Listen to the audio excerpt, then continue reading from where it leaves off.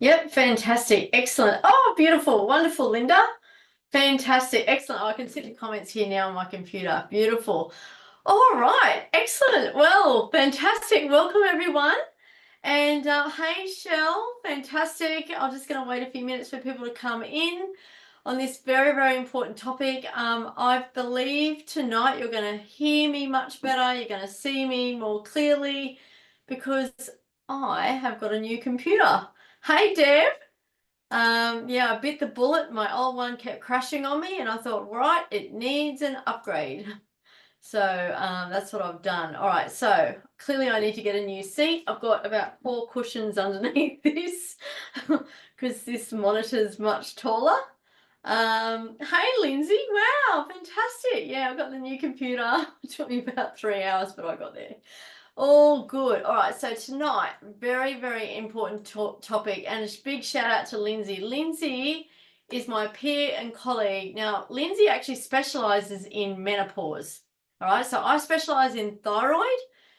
Lindsay specializes in menopause, like perimenopause, premenopause, menopausal symptoms, and postmenopause. So she is an absolute rock star expert. And tonight, I hope I do the information justice with Lindsay being here, and I'm sure she'll pull me up. But I'm going to be talking about the combination of thyroid and the transition going through menopause.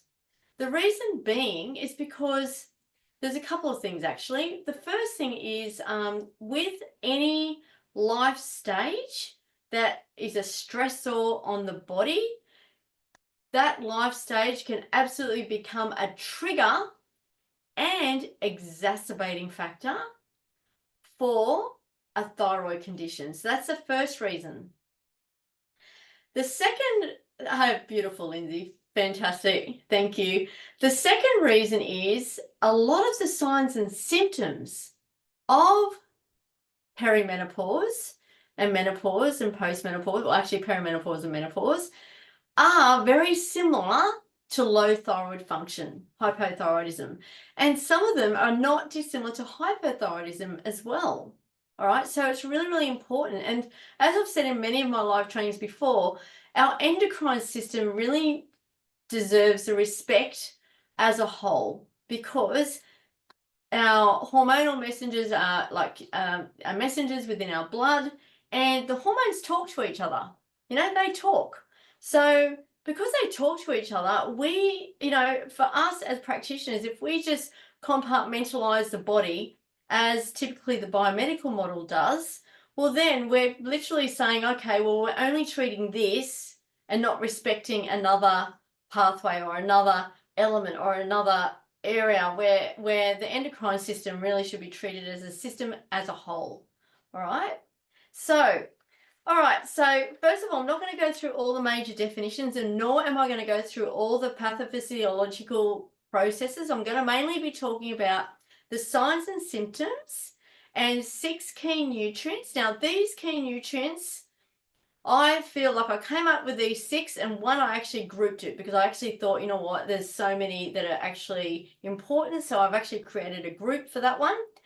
However, I feel that these nutrients are very, very important through this transition to help the transition and also to help prevent the trigger. All right.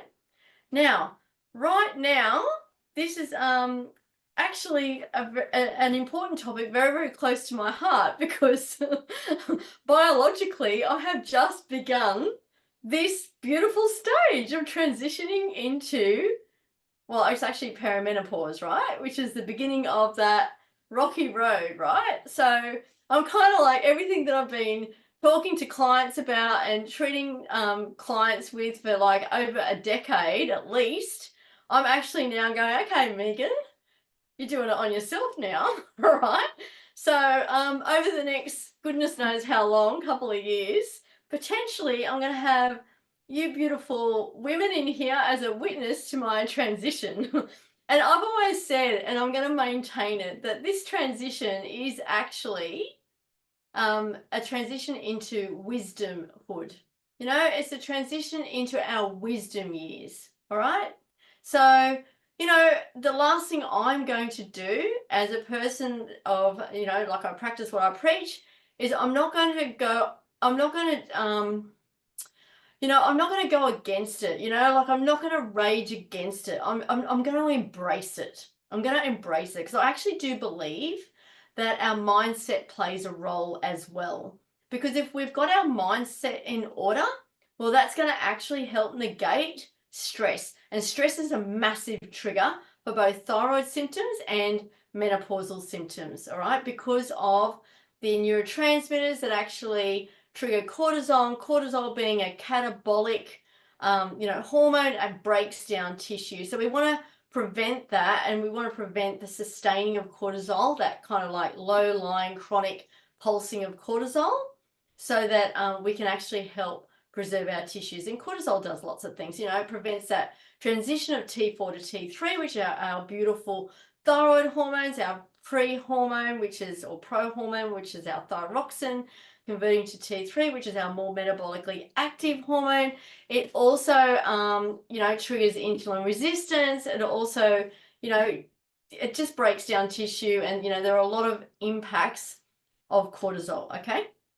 All right, so I'm just going to try and stay on track because there's so many little tangents that I can go on here, right? So, signs and symptoms, like, here we go. Like, I could be either talking about perimenopause. I'm going to call it menopause. Now, we know that perimenopause is that 10 years, or it could even be longer, leading up to, and we know that menopause typically is after, ceasing menstruation for at least 1 year. So I'm just going to call it menopause just for ease of this lecture, so that I don't need to kind of define each stage each time. So with menopausal symptoms, we have things like irritability, stress, anxiety. We have brain fog, we have weight gain, we have fatigue, we have insomnia, and then down the track we can have thinning of hair loss, hot flushes, right? That's probably more hyperthyroidism. However, all of those other symptoms that I've spoken about are also symptoms of low thyroid function, all right? So what can often happen is when a woman starts to transition and starts to get those perimenopausal symptoms, it could actually uncover an underlying thyroid condition. All right, so for example, okay, a woman of say age 49, 50, 51, which is a typical stage that you'll be going through this stage. It's not the only stage, but that's the typical age, I should say. May just go, oh, well, that's just my hormones. Well, it is your hormones, but it may be more than the menopausal typical symptoms and hormones, all right? So with anyone going through this stage, I will always do a full thyroid panel, including the autoantibodies, to actually see what's going on and to uncover what may have been a low-grade chronic subclinical thyroid issue, which actually could be exacerbating the impacts of your menopausal symptoms, which naturally go a little bit skew during this stage. All right. So then, after we've uncovered that, whether that there is a subclinical thyroid issue or not, your symptoms are very unique and bespoke to you. So whilst uncovering and doing some functional testing, we can actually pinpoint all the holes in the bucket and work out where we need to plug the gaps to actually help your transition be as smooth sailing as possible, all right? And in doing that, well, we do that by doing the functional testing. That's the first thing. But the second thing is we can understand, if we understand what happens, we can actually help to buffer the situation, right? So let me explain what happens. And you probably already know this, but I'm just going to explain it anyway. So with menopause, or the lead up to menopause, your estrogen seemingly increases. Now, it's actually on the decline, but because progesterone is dropping at a much faster rate, progesterone drops like an anchor off a boat, right? Whereas estrogen kind of is like, you know, I don't know, the sails of the boat in rough seas. You know, it's kind of like up and down, up and down, up and down, up and down.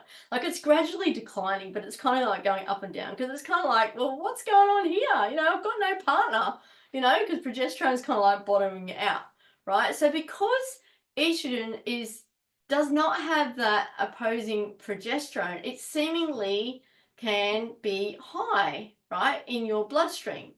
So that can actually bind, well, that actually preferentially binds to thyroxine. So hence binding up your potential thyroid hormones called thyroid binding globulin. All right. So because there's a preferential kind of like linkage here, your body or your thyroid that's trying to produce these beautiful thyroid hormones for your metabolic health, for your, you know, for, you know, everything that the thyroid does, it's actually, those hormones are actually unavailable because they're being bound. All right. So that's kind of one thing to consider, which is why, and I'm just going to jump to this here, which is why sometimes if you're choosing to take, you know, like, well, if you're younger and you're taking the oral contraceptive pill, that could actually be a trigger for thyroid issues because of that action, you know, that pulsing of estrogen coming in. And also if you're taking HRT. Now, transdermal HRT actually does not have this effect, but oral HRT will actually stimulate this thyroid binding globulin. So it's just something to be aware of. And if that's something, you know, if you're, you know, look, no judgment here, you know, like I'm a naturopath, you know, clearly my whole focus is doing things naturally. But if this is something that's for you, and then you've now got a thyroid issue, that would be something to consider and something to look at. So if you want to reach out to me so that I can actually help support you and set you up on the right path, just write HRT, just write HRT, and then we can actually have a call and talk about different ways and methods and natural methods that we can actually help you wean off that HRT, because let's face it, you can't be on it forever. And there's a lot of risks associated with that anyway, irrespective of the trigger of thyroid issues, okay? So it's just something, you know, it's kind of like, you know, I mean, some women are on it for 10 plus years and it's really, really dangerous. So if that's something that you're, you know, you've been doing it, again, no judgment, of course, I'm not here to judge, I'm here to support. Just write HRT, or you could just reach out to me if you would like to keep that confidential, and I can help you transition, because there are so many tools in the naturopathic world. Like there are so many tools that we can help you, you know, help buffer that estrogen drop, help buffer it. So that's what we want to do. We want to buffer.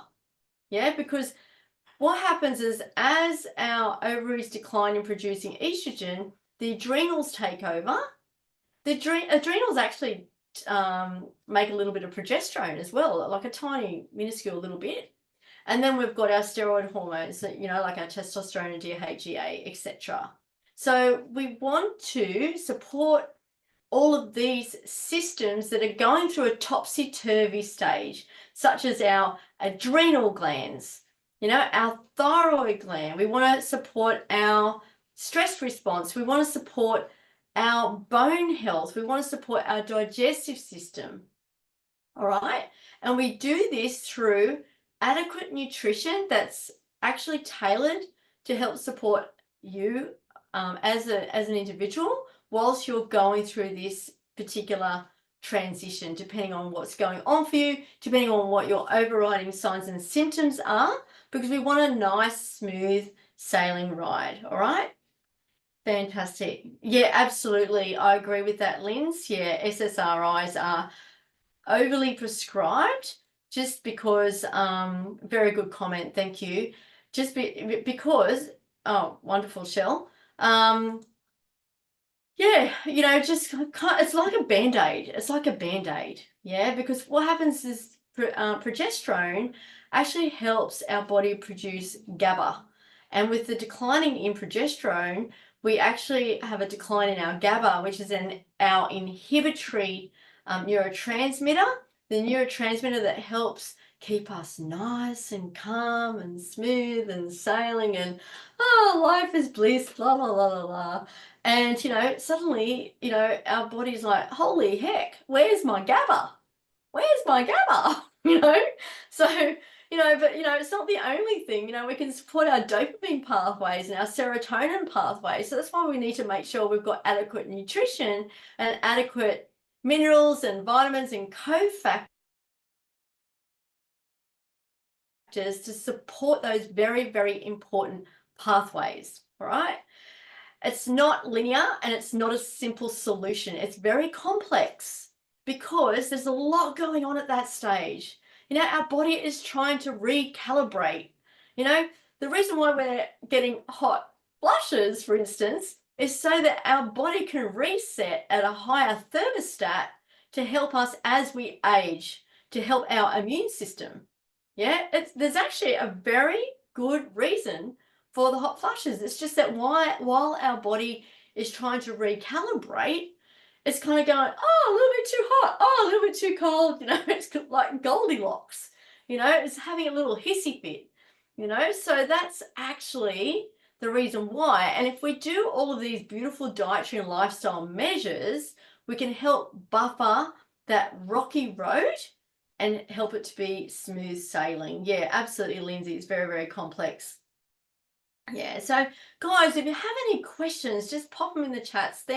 Thanks, Lindsay. As I said, Lindsay's a specialist in this field. Like if you've really got a very complex condition and situation going on, you can speak to myself and Lindsay, and honestly, we can help you out, right? So, all right, let's just see if I've missed anything. What's happening here now? Talked about the thyroid binding globulin. Which means, so when you have a thyroid panel test, you have T4 and T3. So you want to make sure that what you're actually getting tested is the free T4 and the free T3, which is the unbound thyroid hormone, which is what's actually usable in our body. Okay. Now, there's reasons for all of this. I'm not going to go into those mechanisms right now. I will do another training on that just as a little review on what happens with thyroid hormones, why we need all of them, why we need our reverse T3 even, why we need our autoantibodies. In fact, I've done several live trainings on all of that before. So if you're wanting to know the mechanisms of thyroid hormones, just write mechanisms, thyroid hormones, and we can connect you to a previous live training. Okay. All right, so mimicking, I've talked about the menopausal signs and symptoms, mimicking hypothyroidism. We want to make sure that we don't have an underlying autoimmune condition, which can actually make the situation worse and potentially trigger hyperthyroidism and Graves' disease. Well, actually, Graves' disease is the precursor to hyperthyroidism. But, if the TPO autoantibodies are really, really high, and then the TRAB autoantibodies go high, this particular stressful transition could trigger hyperthyroidism. In fact, it is often the case. Hey, Amelia, beautiful to see you here. Fantastic. How do you like my new computer? Woohoo! All right, let's get on with it. Okay, so we want to support the exacerbating pathways. I've mentioned that, the stress adrenals. Yes, I've mentioned all of that. Okay, so low estrogen. So as I mentioned before, so typically our estrogen seemingly goes up. It's actually going down. It's just topsy-turvy ride going down because progesterone drops like a sinker off the boat, an anchor off the boat, or a sinker. All right. Then gradually, estrogen starts to drop, and then low estrogen is associated with insulin resistance.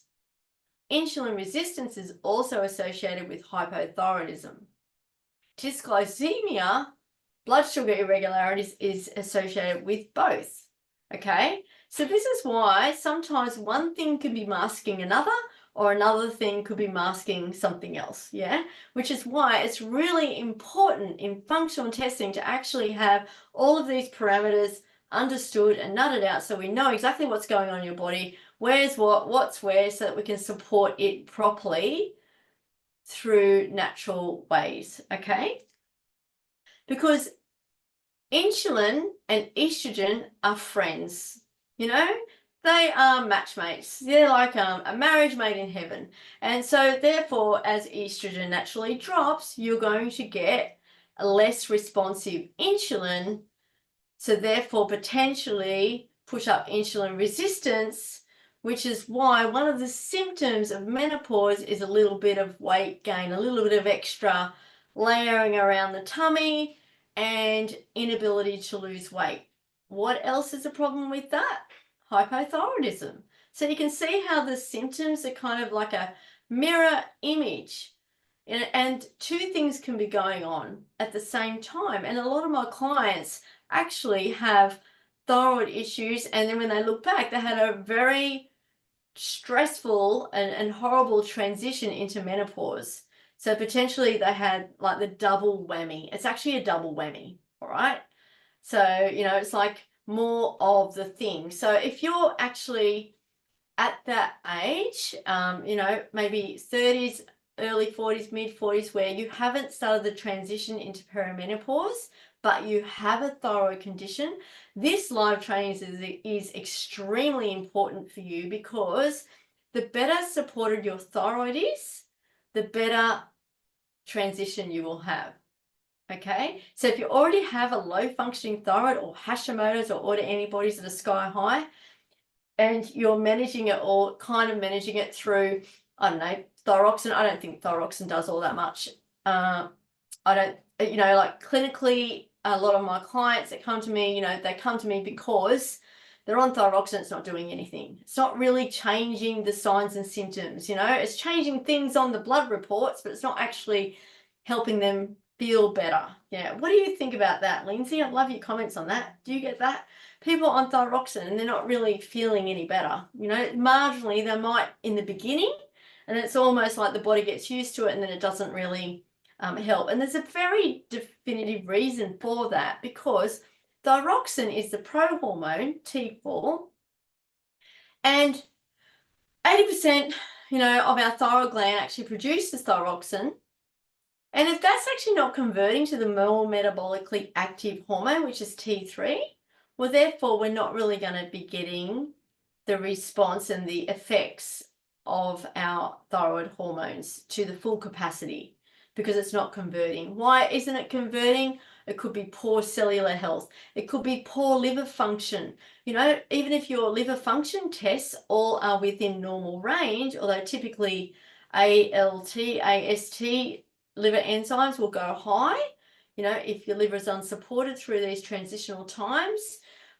However, and GGT, which is another liver enzyme that typically is high, especially with chronic alcohol, you know, having that glass of vino every night, right? So that suddenly when you're going through menopause, your liver is overwhelmed, it's unable to cope as well. And if your liver is unsupported, well, that's actually going to create more havoc with your, you know, your estrogen, because what we want to do is, once our estrogen does its job, where does it go? Well, we want it to be packaged nicely and parceled out of the body. We don't want it to be floating around, being reabsorbed, and you know, we're already getting some estrogens through xenoestrogens, which are plastics, BPA, and all sorts, and you know, all of the environmental toxins. If you're wanting to know whether all the xenoestrogens are hiding, just type xenoestrogens, because I've done environmental masterclass about 2 months ago now, and I can connect you to that live training so you can learn about that. But our plastics in our waterways and in our everything supply is responsible for that. And you might be thinking, well, hang on a minute, if my estrogen is declining, I wouldn't mind a bit of xenoestrogen. Well, actually, no, you don't want xenoestrogen, all right? You want to get those plastics out of your body. And we can actually support your estrogen production through supporting your adrenal glands, and actually through foods and nutrients as well. All right? Okay. the other little trigger to autoimmunity, thyroid autoimmunity with the menopausal transition is because of the sudden drop or the drop in progesterone, because progesterone as a hormone is immune modulatory, okay? So which means it actually modulates the immune system. So suddenly, I mean, there are other things in the body that modulate our immune system as well. So don't worry, it doesn't mean that you don't have that ever again. Okay, it just means that you're missing a piece. Okay, so therefore we need to ensure that we're supporting your immune system really well during that transitional time as well. Okay, does anyone have any questions? Yeah, plus heavy metals. Absolutely, Lindsay. Yeah, heavy metals through our water supply, heavy metals through everything. You know, we walk outside and we breathe in the beautiful air, and then we breathe in the beautiful air with a second breath after a car's gone past. And suddenly we're inhaling all of this, you know, lead from the particulate matter and from the exhaust, etc. All right, so heavy metals, you know, we've all got some heavy metals. No matter how clean a life you live, you're going to have heavy metals, all right? Unfortunately, it's just a day in our life, this day and age. All right, let me just move on. Okay, I'm now going to be talking about the essential role of nutrients. Okay, I'm going to bring in some foods as well so you can get some really good tips to walk away with today. Okay, so first of all, I'm going to talk about two key nutrients. I've got them in different orders here, which is iodine and tyrosine. Okay, so the reason why iodine and tyrosine are incredibly important is because our body, our thyroid gland, conditionally makes the thyroid gland with these two nutrients. It cannot make it without. It is impossible. It is impossible. Now, iodine, I feel here, is way more important. Now, it is a micro dosage mineral, so we don't need a lot. Having said that, there is widespread deficiency, mainly in you know, other parts of the globe. However, there is still widespread deficiency because of the poor amount of iodine in our soils. Also, arguably, and this may or may not apply to you, you know, people are eating less seafood. According to the stats, people eat less seafood, and seafood is a brilliant source of iodine. It's also a brilliant source of plastics, unfortunately. Anyway, I'm not going to get into that. You know, we can get some wild caught. We can choose to buy fish from the oceans that are cleaner, right? So we can actually do that.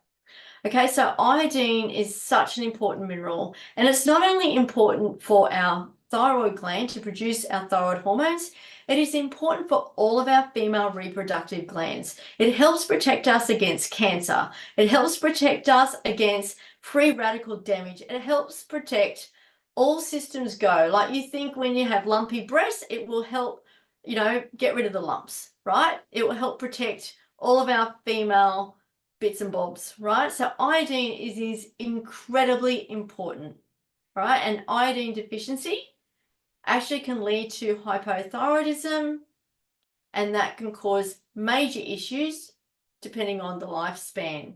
So I'm not going to talk about pregnancy at this stage, but I feel like I will do a live training in the future on pregnancy. And if you would like that, thyroid and pregnancy, please type thyroid and pregnancy, because our different the amounts of minerals that we require to support our thyroid gland, especially if we have a subclinical or thyroid issue during pregnancy, is a next level. It's another step up, all right, for the health of the baby, etc. Anyway, let's just stay on track. I'll stay on menopause tonight. Okay, so iodine, widespread deficiency. We used to have sufficient iodine because they used to use it as an antiseptic for all the dairy products. You know, they used to clean out all the milk cylinders, all the glass cylinders, because milk used to be delivered in glass bottles. Who remembers that? Who remembers milk being delivered in glass bottles, and the milkman used to come around and go, ticka, ticka, ticka, ticka, and you heard the glass bottles at your doorstep? I remember that. I lived on a farm, so I didn't have it personally, but when I went to my pop's place, I remember that. Type that. I'm really curious. Who remembers the milkman? So anyway, those glass bottles, which if you remember were recyclable, they were cleaned with iodine solution. So there never used to be an iodine deficiency, widespread deficiency. But since they've changed that whole mechanism, now there is. Yeah, bring back the milkman. Oh, you remember that. Oh, good on you. Oh, Sharon does. Yeah, it's quite funny, isn't it? Yeah, seaweed, absolutely. Yeah, there's different, thanks, Lindsay. There's different types of seaweed. So seaweed is what the fish feed on. So seaweed is a great source, and a lot of my clients already know, and they've already got this in their cupboard. I use like a beautiful seaweed salt. You don't want to use your Saks aluminium laden salt. You want to use your seaweed salt and get a really, really great salt that has some seaweed in it. Then you're getting your little bit of micronutrient every single day. And we can use lots of different types of seaweeds as well. Yeah, so dulse and there's so many different, I don't remember all the different types, but I've got about 5 types in the cupboard. And kombu is another one. They're great, source of iodine. So, just a little sprinkle here and there. And you can test for iodine. It's not an incredibly reliable test. The most reliable testing for iodine is a loading dose, which is actually, you collect your urine over 24 hours and then it's tested against creatinine, and then we get kind of like what your body, like your body load of iodine.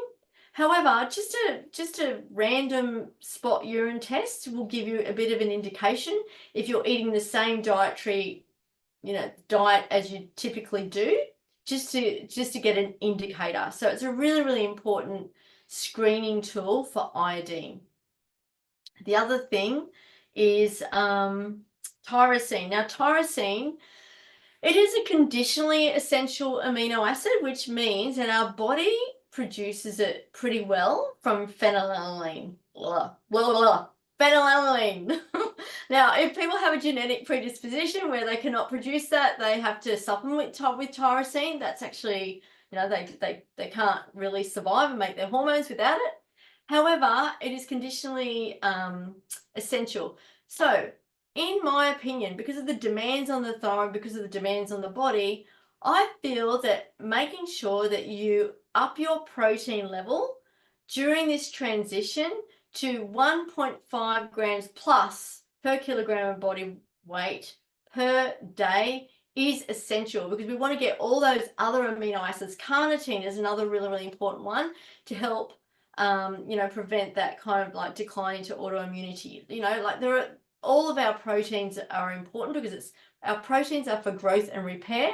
And, especially if we've got high stress hormones such as cortisol, which are catabolic, which break down, we want to build up. So we want to actually make sure we've got all those beautiful proteins coming in for our growth and repair.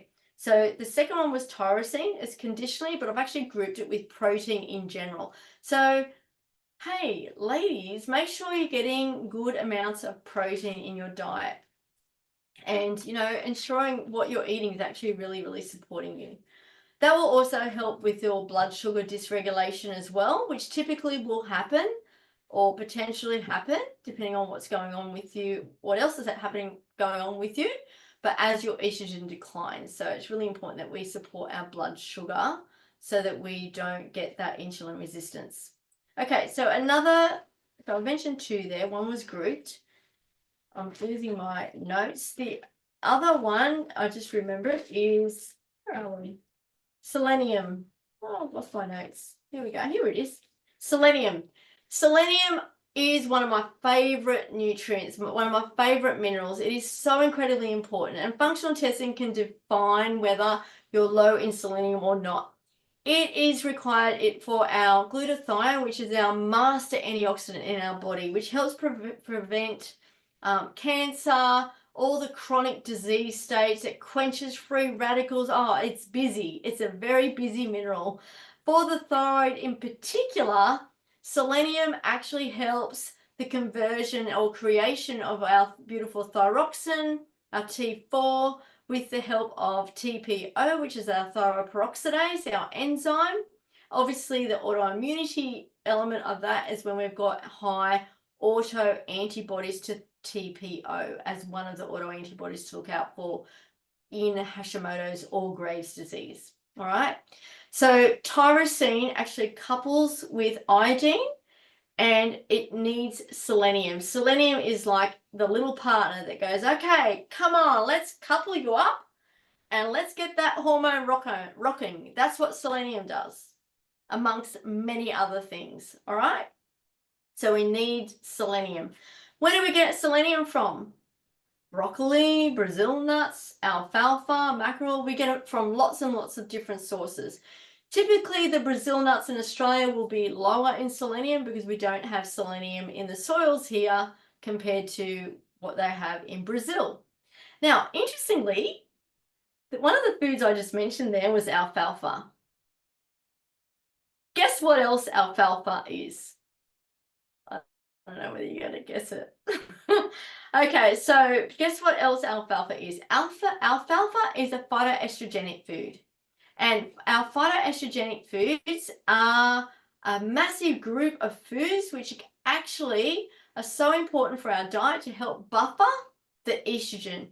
So basically they help, they sync in and partner up with estrogen into the receptors. All right, so rather than the estrogen having that really turbulent road, right, they actually, these phytoestrogenic foods, soy is a phytoestrogenic food. Oh, I need to talk about soy.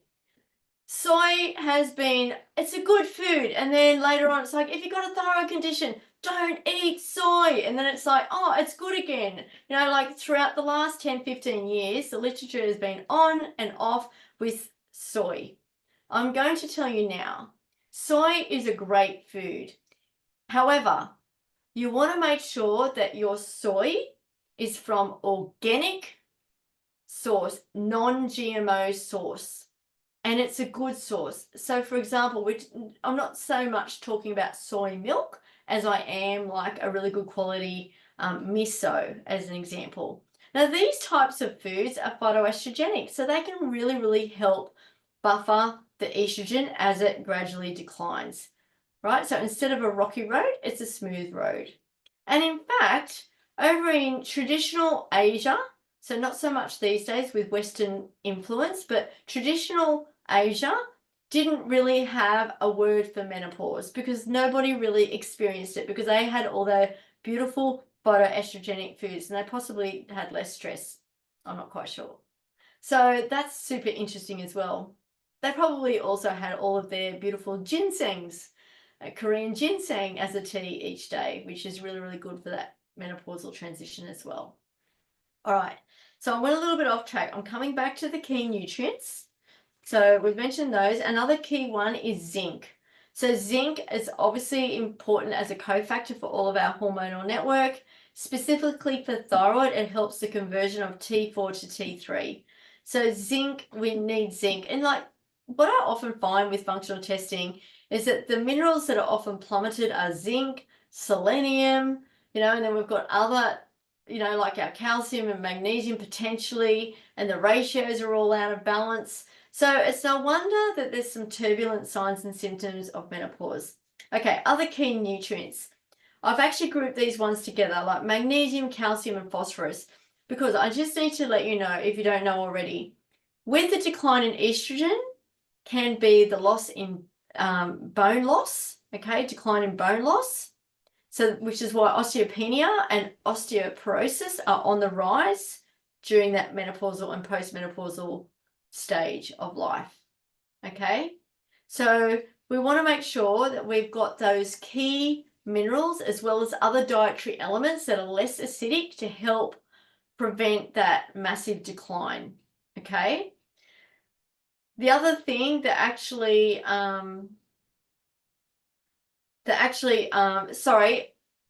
thyroid receptors are also present on the bone. Okay, so our thyroid also has an impact on bone loss. Okay, so which is really interesting. I actually only found that out the other day. I found that super interesting. So both conditions can actually cause the decline in our bone, which is why we need to be doing all of our lifestyle factors, our resistance training and all of that, but we need the key minerals to ensure we're getting our magnesium and calcium. Our calcium does so many jobs in the body. We often only think of it as a bone mineral, but it is a buffer, which is why if our body is acidic or if we're under stress, which produces acid as well, or if from our typical diet, if we've got too much acid in our tissues, our body will draw on calcium from the bone because it's alkalinizing. It's a buffer, all right? And calcium partners up with magnesium. They're partners. They work together. They work together for our heart function. They work together for, our muscle contraction, for our nerve function, so many things. So, we really need to support our body during this transition with those key minerals. And especially if you have Hashimoto's, you're probably off the dairy, because that's one thing as a practitioner I recommend, because it's very inflammatory. And typically with Hashimoto's or autoimmune thyroid issues, there's gut issues as well. And we need to support the gut with everything, don't get me wrong. However, if you're not getting the calcium through your diet, having said that, arguably, even though there's more calcium in dairy foods, it's not necessarily absorbed as well, all right? Anyway, my point being is we need to make sure we're getting calcium through other sources in our diet, all right? And then the last but not least, I had B6, then I changed it to B3, then I changed it to B5 because I wanted to support the adrenals. All right, then I changed it to B12. So I thought, you know what? It's going to be a B complex of sorts, because we really want to support this particular transition. All right, we're trying to ameliorate the signs and symptoms as much as possible. And, while we're working on other things that are going on, potentially some digestive issues, we want to make sure we've got all of our B vitamins, because they are typically cofactors. They are cofactors. They are for all systems go with our energy, for our production of ATP, and all of these areas of our body that typically decline, which causes all of these signs and symptoms. All right. So, just to give you an example, our serotonin, which is our beautiful, feel-good hormone, neurotransmitter, I should say, it is produced from tryptophan, and the cofactor required for that conversion is B6, vitamin B6.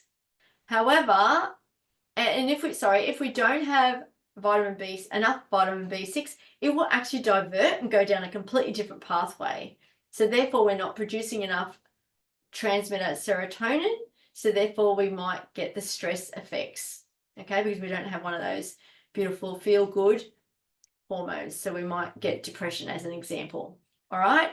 And there are many more examples just like this particular pathway.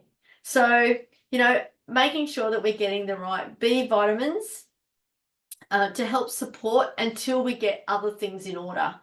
Now, so that's the 6 in a nutshell, but there are so many more, and I have to say it really depends on what's going on for you. And the way we really nut that out is to do some functional testing so that we can see what's happening in your body. And therefore, from that, we can see where the deficiencies are, and we can see how we're going to support. Typically, I am not a fan of supplementation long term. I believe that supplementation should be for a defined period of time as a supplement or a protocol to literally get us from A to B, to help us shift through a rough patch, to help support us while we're working on all of those underlying factors, right? So the underlying factors could be a chronic digestive issue, all right? It could be, like chronic stress caused by trauma, like even childhood trauma as an example. Or it could be an immune issue. It could be liver dysfunction, right? There are so many other elements that need to be factored in. It's not a matter of just, oh, okay, well, Megan said this, so I'm going to supplement this, and I'm going to be smooth sailing. It really needs to be, what needs to be factored in is what's unique to you, what's actually happening you know, all of the other signs and symptoms and all the other systems in place. And the only way we can do that is through a thorough dietary and lifestyle analysis, a thorough deep dive into your symptom picture and your health history, and then couple that with functional testing. Functional testing such as, you know, like it could be a salivary hormonal panel, you know, like a full thyroid panel, like a tissue mineral analysis, you know, organic acids test. You know, there are so many different tests, like a gut function test, and it just depends on what's actually going on for you and what are the major signs and symptoms which actually highlight the deficiency areas or the infections or, you know, whatever it is. And then we can do the functional testing to find out what's going on.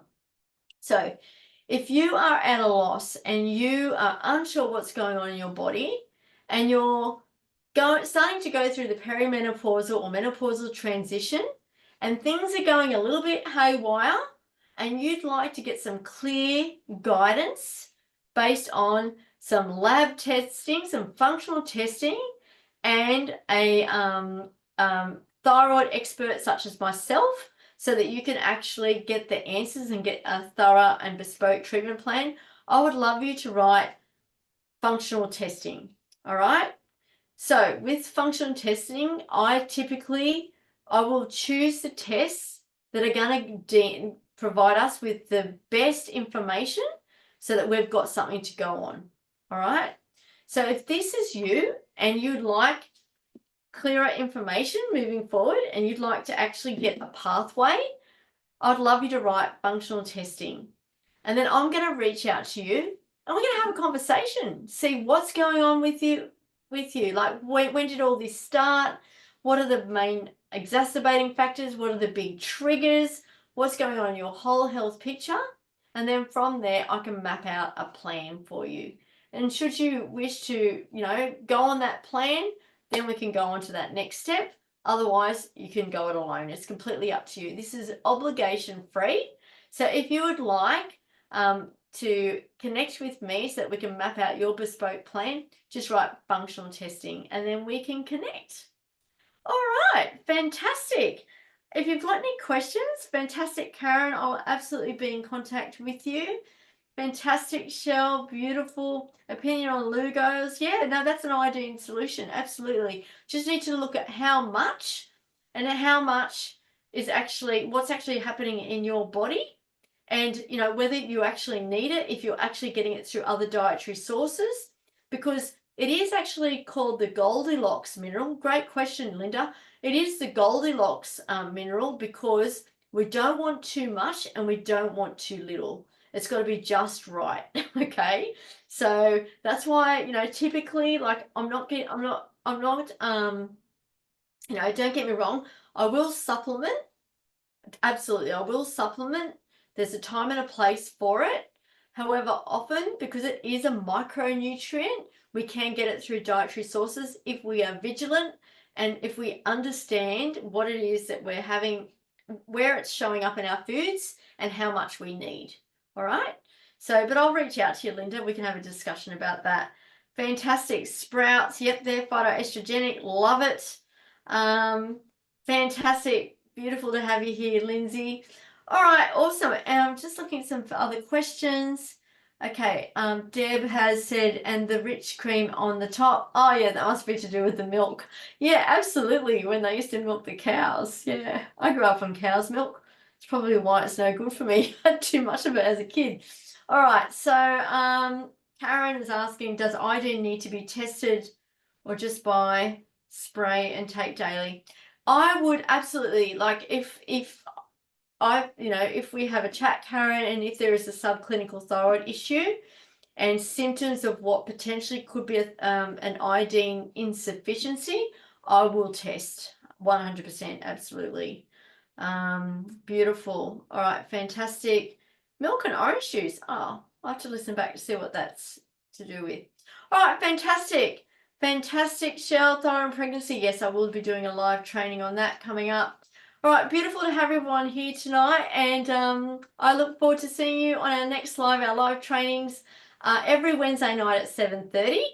And last but not least, if you are new to the group, a very, very warm welcome.